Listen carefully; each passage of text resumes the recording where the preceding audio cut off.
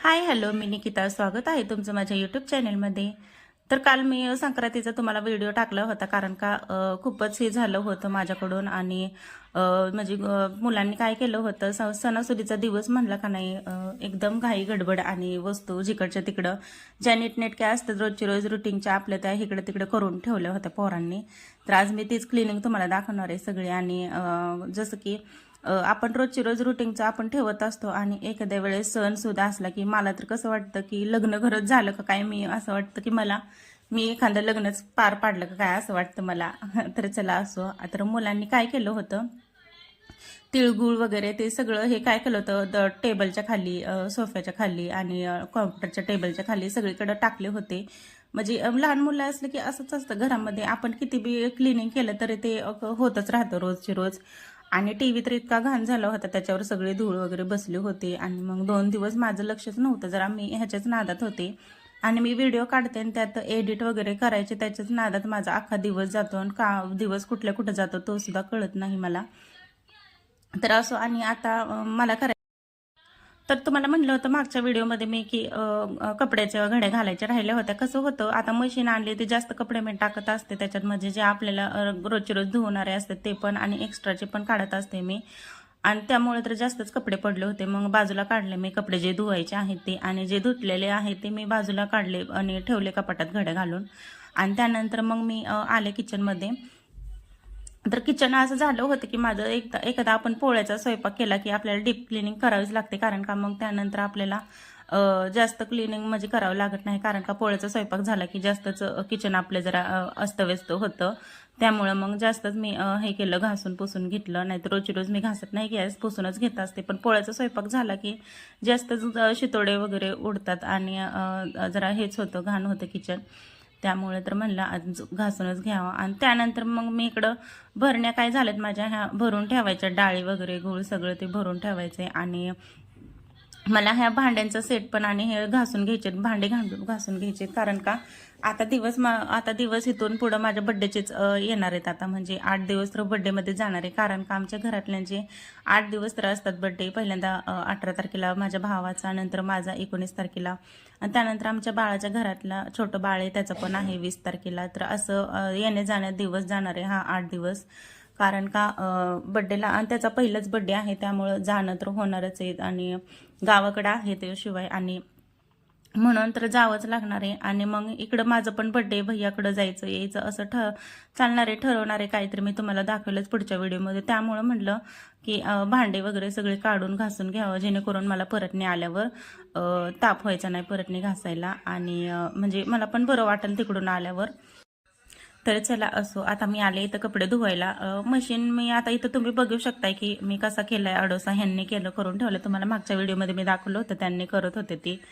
आणि तर असं हे केलंय बघा, आडोसा केलाय. त्याच्या फळे वगैरे लावल्यात वरती, आणि आम्हाला दुसरा काय पर्यायच नव्हता. तुम्ही बघू शकताय किती ऊन लागते, आणि नवीन घरात आपण वस्तू आणली आणि अशी उन्हात जर ठेवायची म्हणल्यावर बरं नाही वाटत, म्हणून आम्ही हा आडोसा केलाय. इतकं ऊन लागत होतं, इतकं दुपारचं ऊन लागतंय ना, भरपूर ऊन लागतंय. एवढं लावलंय तरी आम्ही अजून त्याला झळ्या म्हणजे असतात ना उन्हाच्या, त्या सुद्धा गरम होतात त्या मशीनने, म्हणजे उन्हाने गरम व्हायला लागली मशीन. आणि मग आम्हाला आता बघू पुढं आम्ही नाहीतर आतमध्येच घेऊ किचनमध्ये. आणि तर त्यानंतर मग मी आले इथं बेडरूममध्ये, तर शंभूनी आणि परीने बघा हा राडा करून ठेवलाय बघा.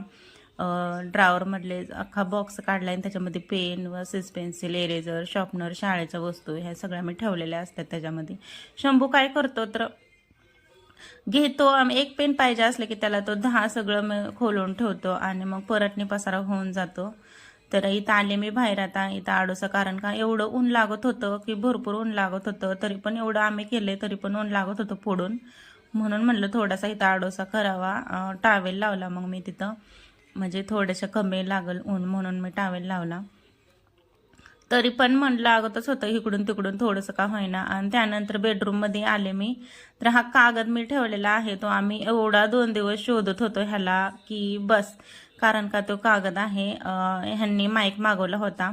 तर माईक मग काय झालं, तो माईक खराब निघाला म्हणून आम्हाला रिटर्न करायचं होतं. आणि रिटर्न करताना ते लागत होतं स्कॅनर वगैरे काय ते कागद, आणि तो त्यांनी घाई गडबडीत घरातच त्यांनी ठेवला तिथं, आणि त्यांनाच आठवलं नाही कुठं ठेवलाय तो. घरात फोडलं ती पार्सल. तर त्यानंतर मग इथं मी आता झाडून काढताना बघितलं तर मग इथं होता पार्सलचा तो कागद. मग मी पटकन ठेवला तिथं वरती, आणि मग मी आता पुसायला लागले. फरशी तर एवढी घाण झाली होती, चिकट चिकट तिळगुळ वगैरे सगळं सांडलेलं होतं. मग ते सगळं पुसून घेतलं, धूळ वगैरे सगळी बसली होती खिडकीवर. आणि मग आता मला कुठंतरी बरं वाटत होतं की सगळं झाडून पुसून झालं, काम वगैरे झालं. तोपर्यंत शंभूचा आणि परीचा एवढा गोंधळ चालला होता बाहेर. मी असे कुठं कामात गुतले ना दार उघडं ठेवून की मुलं एवढे गोंधळ करतात की बसच. कारण का त्यांना तेवढा चान्स असतो की मम्मी कामात गुतली की त्यांना काहीतरी गोंधळ करायचं, त्यांच्या मनसोक्त हे करायचं, खेळायचं. भीती कशाची नाही, फक्त जिना आहे, जिन्यावरनं पडायची वगैरेच भीती वाटते म्हणून. तर आता संध्याकाळचा टायमिंग झाला होता आणि मी आले आता दिवाबत्ती करायला, आणि दिवाबत्ती केली. त्यानंतर मला जायचं होतं हळदी कुंकवाला, सोसायटीमध्येच बोलवलं होतं. तर त्यासाठी माझे म्हणलं दिवाबत्ती करावा, चहा पाणी करावा. आणि स्वयंपाकाला मी डाळ टाकली होती शिजायला, आणि डाळ हे टाकली शिजली तोपर्यंत. आणि मग चहा पण झाला होता, आणि ह्यांना प्यायचा होता चहा. मग म्हणले मला पण ठेव म्हणले. रोज पित नाही त्यांनी, मी पिते रोज, पण ह्यांनी कधीतरी असले तर माझ्यामुळे त्यांना पण मूड होतो प्यायचा. आणि मग त्यांना पण दिला मग मी चहा. आणि त्यानंतर पोरांचं चाललं होतं की मम्मी धिंगाणा मस्ती, म्हणजे ते खुश होते कारण का त्यांना जायचं होतं वरती, बोलवलं होतं. बोरनान पण होतं त्यांच्या बाळाचं, म्हणून ते खुश होतं. तर ते डेकोरेशन वगैरे त्यांना आवडतं. तर मी अजून केलं नाही मुलांचं कधीच. आणि तरी तर बघा माझी परी बाळ कशी खेळते. तिला काय वाटतं, मोबाईल असं ठेवला की मी काय करून काय नाही, खुश होऊन जातात मुलं बी, असं कॅमेरा समोर ठेवला की. आणि मग त्यानंतर मी आवडायला लागले मी आता जायला. आणि डाळ शिजत होती, आणि म्हणलं भात पण होतं, सगळं दुपारीच केलेलं, तोच भात होता. आणि दोघांपुरतं बास होतं तेवढं पोरांना. आणि मग म्हणलं आणि जायचं असं कुठं म्हणलं की मी साडी बदलली नाही, कारण का म्हणलं हळदी कुंकाला काळी साडी कशी घालावी म्हणलं. पण त्यानंतर मग वाटलं की काल तर सगळ्या बायकांनी काळी कलरचीच घातली होती साडी, आणि म्हणलं हळदी कुंकाला, तर म्हणून म्हणलं जाऊ द्या म्हणलं, असू द्या म्हणलं. आणि हेच ठेवली मग साडी. दिवसभर माझ्या हे सांगत होती.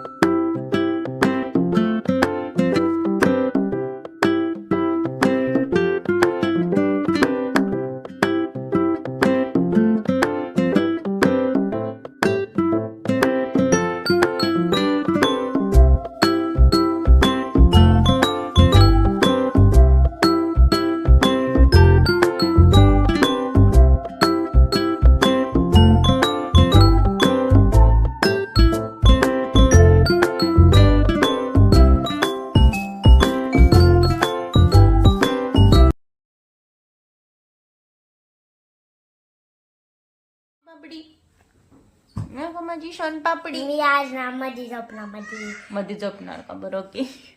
रोज तिचं ठरलेलं असतं है ना.